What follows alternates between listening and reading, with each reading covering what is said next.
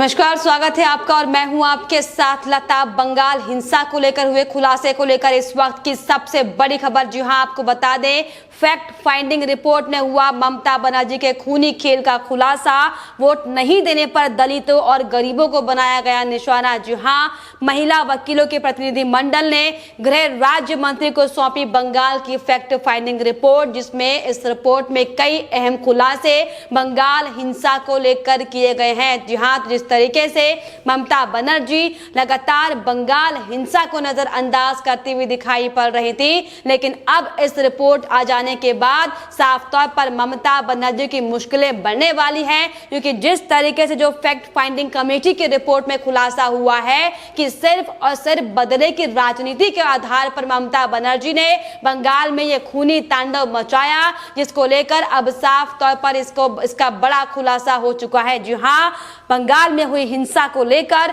महिला वकीलों के प्रतिनिधि मंडल ने गृह राज्य मंत्री किशन रेड्डी को एक फैक्ट फाइंडिंग रिपोर्ट साफ तौर पर सौंपी है, जिसमें ममता के एक एक गुनाहों का चिट्ठा पर्चा लिखा हुआ है। जी हां, सुप्रीम कोर्ट की वकील मोनिका अरोड़ा ने कई खुलासे साफ तौर पर किए हैं और ह्यूमन राइट कमीशन SC/ST के साथ इसके अलावा केंद्र सरकार को भी इस पर बड़ी कार्रवाई करने को कहा गया है। जी हां, चुनाव से पहले और चुनाव के दौरान और चुनाव के बाद जिस तरीके से बंगाल में लगातार राजनीतिक हिंसाएं की जा रही थी, इसको लेकर कमेटी की टीम ने बंगाल में अलग अलग इलाकों में जाकर लोगों के साथ सीधे बातचीत की है और तमाम बातचीत के बाद लोगों से मुलाकात के बाद ही इस रिपोर्ट को तैयार किया गया और अब इस पर कार्रवाई की लगातार मांग की जा रही है। हालांकि आपको बताते चले कि इस रिपोर्ट में क्या क्या कच्चा चिट्ठा ममता बनर्जी के खिलाफ, ममता बनर्जी की साजिश को लेकर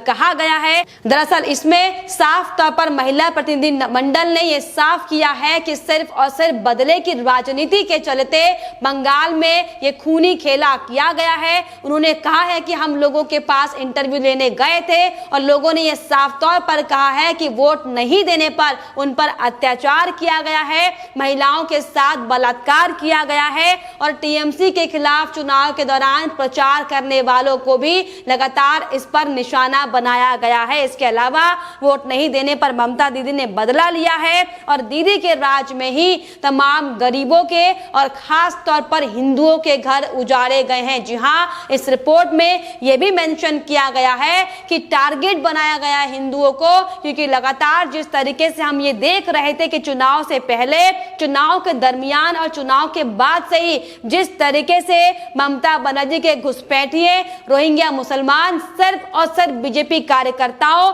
संघ के कार्यकर्ताओं और हिंदुओं पर निशाना साध रहे हैं। दरअसल ये वो लोग हैं जो चुनाव के दौरान ममता बनर्जी के खिलाफ प्रचार कर रहे थे और यही बड़ी वजह है कि ममता बनर्जी ने सरकार बनने के बाद इन गरीब जनता के साथ इस तरीके से खूनी खेला खेला, जिसको लेकर रिपोर्ट में एक एक तथ्यवार अनुसार सब कुछ मेंशन किया गया है। इसमें साफ तौर पर कहा गया है रिपोर्ट में कि सामाजिक और आर्थिक रूप से पिछड़े लोगों को निशाना इसमें बनाया गया है, जिसमें यह भी साफ तौर पर खुलासे किए गए हैं कि बिल्कुल जिस तरीके से TMC पर जो आरोप लग रहे थे बीजेपी दफ्तरों को जलाने के, ये बिल्कुल सही आरोप थे, क्योंकि TMC के गुंडों की ओर से ही आगजनी बंगाल में की गई थी, पथराव किया गया था, नरसंहार किया गया था और हिंदुओं को चुन चुन कर मारा गया था, जिसमें कई बीजेपी कार्यकर्ताओं की भी मौत हुई है। और इसके अलावा साफ तौर पर रिपोर्ट के मुताबिक यह भी बताया गया है कि ममता बनर्जी की ही आड़ में ये सारा खूनी खेल किया गया है,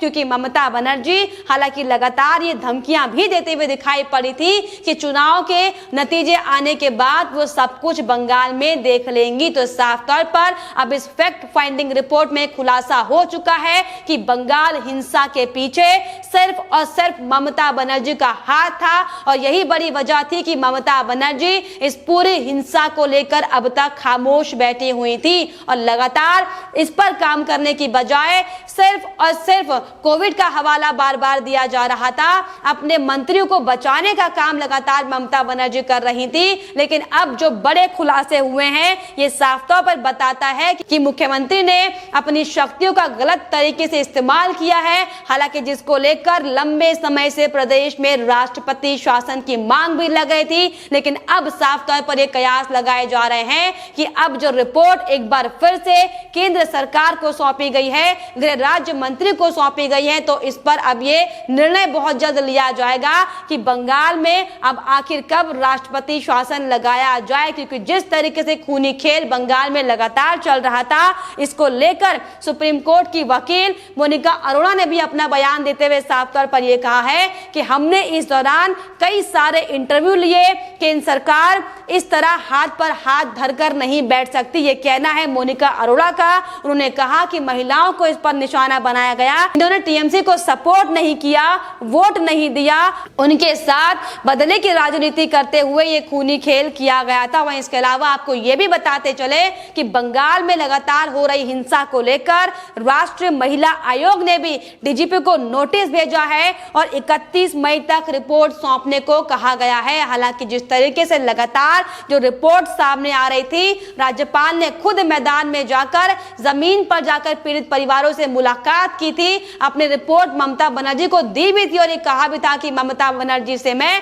विनम्र निवेदन करता हूं कि मुख्यमंत्री होने के नाते जो बंगाल में खूनी तांडव, हिंसा का तांडव मचा हुआ है, इसको शांत करने की कृपा करें। लेकिन ममता बनर्जी सिर्फ और सिर्फ अपने मंसूबों के हिसाब से आगे चलती गई, सिर्फ और सिर्फ साजिश को अंजाम देने के लिए टीएमसी गुंडों को और बढ़ावा देती गई, जिसका नतीजा ये रहा कि पिछले 2 महीने से अब तक बंगाल लगातार राजनीतिक बदले की आग में जल रहा है, जिसने ना जाने कितने परिवारों की जिंदगी को छीन लिया है, न जाने कितने परिवार इस हिंसा से बचने के लिए बंगाल छोड़कर, अपना घर बार छोड़कर दूसरे राज्यों में रहने को मजबूर हो गए हैं। क्योंकि रिपोर्ट में इसका भी जिक्र किया गया है कि सिर्फ और सिर्फ टीएमसी के गुंडों की ओर से किए गए अत्याचार को लेकर और सिर्फ इसे खूनी खेल के चलते ही कई बीजेपी कार्यकर्ताओं से लेकर बीजेपी के समर्थकों ने अपने घर छोड़े हैं और बाहर राज्यों में जाकर शरण ली है। तो साफ तौर पर इस रिपोर्ट का,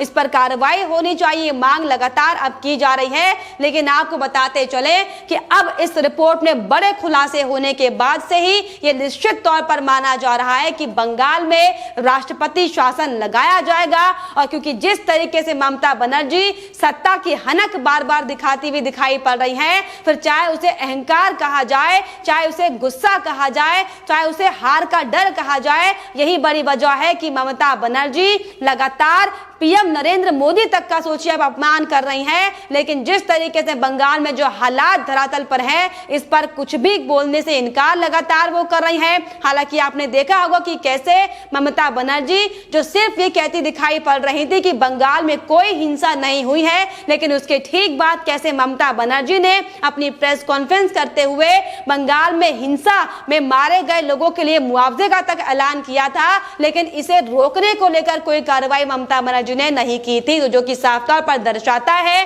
कि दरअसल सिर्फ और सिर्फ ममता बनर्जी की आड़ में ये बंगाल में हिंसा का तांडव खेला गया, जो लगातार मां माटी मानुष की कस्में खाती थी। देखिए किस तरीके से खुलेआम बंगाल में कश्मीर पार्ट 2 बनाने का काम किया गया था। लेकिन अब ये साफ तौर पर माना जा रहा है कि ममता बनर्जी का ये कश्मीर पार्ट 2 का खेल खत्म होगा, क्योंकि जिस तरीके से जो रिपोर्ट सौंपी गई है और रिपोर्ट में जो बिंदुवार तरीके से बंगाल में हुई हिंसा का जिक्र किया गया है, ये साफ तौर पर निश्चित है कि अब इस रिपोर्ट पर बड़ा एक्शन केंद्र सरकार लेगी, जिसके बाद पश्चिम बंगाल में राष्ट्रपति शासन लगाया जाएगा। क्योंकि जिस तरीके से ममता बनर्जी ठान के बैठी हुई हैं कि वो तीसरी बार मुख्यमंत्री तो बन गई हैं, लेकिन अब उन्हें यहां से कोई हटा नहीं सकता। लेकिन जिस तरीके से हकीकत पश्चिम बंगाल की मुख्यमंत्री की सामने आ रही है, जिस तरीके से टीएमसी के गुंडों को खुलेआम बढ़ावा दिया जा रहा है, सिर्फ और सिर्फ अपने नेताओं को बचाने का काम किया जा रहा है, सिर्फ और सिर्फ सीबीआई के अधिकारियों के साथ गाली गलौज किया जा रहा है,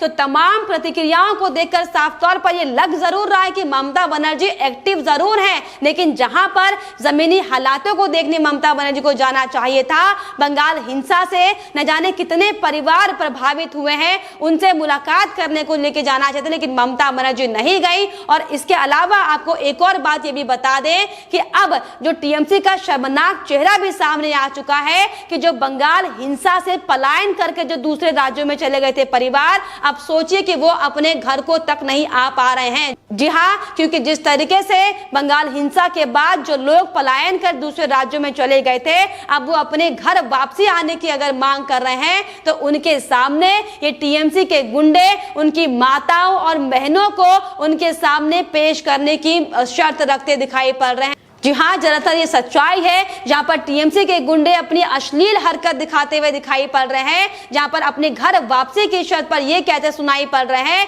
कि पहले अपने पत्नियों को, अपनी बहनों के हमारे पास छोड़ो, उसके बाद ही तुम्हें तुम्हारे घर वापस आने की अनुमति दी जाएगी। जो देखिए किस तरीके से अब शर्मनाक खेल बंगाल में खेला जा रहा है। लेकिन ममता बनर्जी जो कि बतौर मुख्यमंत्री इन सब पर लगाम लगानी चाहिए थी, सिर्फ और सिर्फ इसे बढ़ावा दिया जा रहा है, जिसको लेकर अब फैक्ट फाइंडिंग रिपोर्ट में यह साफ तौर पर खुलासा हो चुका है कि सिर्फ और सिर्फ ममता बनर्जी की आड़ में बंगाल में खूनी खेल किया गया। और इसको लेकर अब निश्चित तौर पर माना जा रहा है कि अब बहुत जल्द केंद्र सरकार की ओर से बंगाल में कार्रवाई की जाएगी और बंगाल में ममता बनर्जी की सत्ता को भंग कर राष्ट्रपति शासन यानी कि 356 लगाया जाएगा। लेकिन फिलहाल इस पर आपकी क्या राय है, हमें कमेंट बॉक्स में जरूर लिखिएगा। साथ ही साथ हमारे चैनल को सब्सक्राइब करना भी ना भूलें।